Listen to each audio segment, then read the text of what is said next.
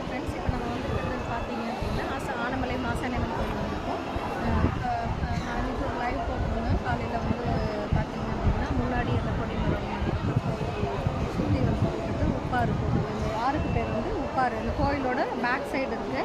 இது வந்து எங்கே இருந்து வருது இந்த உப்பாறுன்னு பார்த்தீங்கன்னா, நான் நேற்று ஒரு வீடியோ போட்டிருந்தேன் இல்லைங்களா, இந்த சித்தர்கள் வாழும் பூமி பொள்ளாச்சின்னு சொல்லிட்டு. அந்த வீடியோவில் வந்து ஒரு சாமியாரை பற்றி சொல்லியிருப்பாங்க, ஒரு சித்தரை பற்றி சொல்லியிருப்பாங்க, அழுக்கு சுவாமிகள் அப்படின்னு சொல்லிட்டு. அவர் வந்து வேட்டைக்காரங்குடிங்கிற ஊரில் இருக்காரு. அந்த ஊர் வந்து எங்கே இருக்குதுன்னு பார்த்தீங்கன்னா, ஆனமலை மாசாணியம்மன் கோயிலேருந்து ஒரு 2 கிலோமீட்டர் தான் வரும்.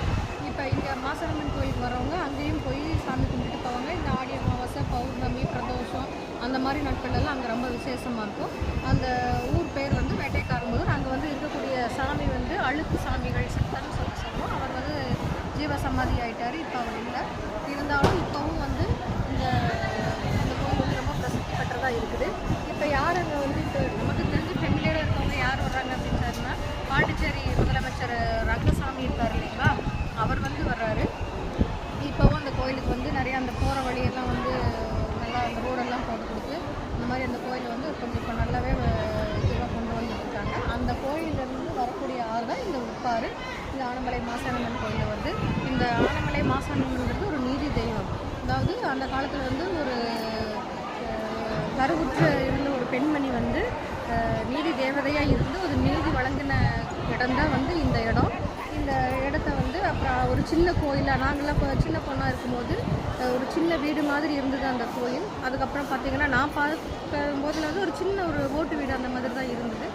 அதுக்கப்புறம் இப்போ ஒரு 20 இயர்ஸாக தான் இந்த மாதிரி இந்த கோயில் வந்து இந்த அளவுக்கு பிரபலமாக ஆகிருக்கு. 20 இயர்ஸ் முன்னாடின்னு பார்க்கும்போது ஓரளவுக்கு இருந்தது. இப்போ கிட்டத்தட்ட ஒரு 5 இயர்ஸ் பார்த்திங்கன்னா ரொம்பவே வந்து புகழ்பெற்று உலக அளவில் வந்து ரொம்ப பிரசித்தி பெற்ற கோயிலாக இருக்குது. நிறைய வேண்டுதலெல்லாம் இங்கே இருக்குது. என்னென்ன வேண்டுதல் பார்த்திங்கன்னா, நம்ம வந்து குழந்தை பாக்கியம் வேண்டிட்டோம்னா இங்கே கண்டிப்பாக நடக்குங்கிறாங்க. அதுக்கப்புறம் பார்த்திங்க அப்படின்னா, ஏதாவது நம்மளுடைய பொருட்கள் காணாமல் போச்சு அப்படின்னா அந்த மிளகா அரைச்சி வைக்குவாங்க. அந்த மாதிரி நிறைய வேண்டுதலெல்லாம் இங்கே வந்து பண்ணுறாங்க. அதுக்கப்புறம் நமக்கு என்னென்ன வேணும் அப்படின்னு நினைக்கிறோமோ அதை வந்து ஒரு வேண்டுதல் சீட்டில் எழுதி நம்ம வந்து சாமிக்கிட்ட கோரிக்கையாக வச்சோன்னா, வேண்டுதல் சீட்டு கோரிக்கை வச்சோன்னா அது வந்து நமக்கு நிறைவேறுது அப்படிங்கிறது வந்து ஒரு ஐதீகம். நீங்கள் வந்து இங்கே வரும்போது ஆனமலை சைடு வரும்போது இல்லைன்னா அந்த கோயிலுக்காக வந்து சாமி கும்பிட்டுட்டு போங்க. இங்கே வர்றவங்க வந்து வேட்டைக்காரம்பூரில் அழுக்கு சாமியாரையும் வந்து பார்த்து கும்பிட்டுட்டு போங்க. நன்றி, வணக்கம்.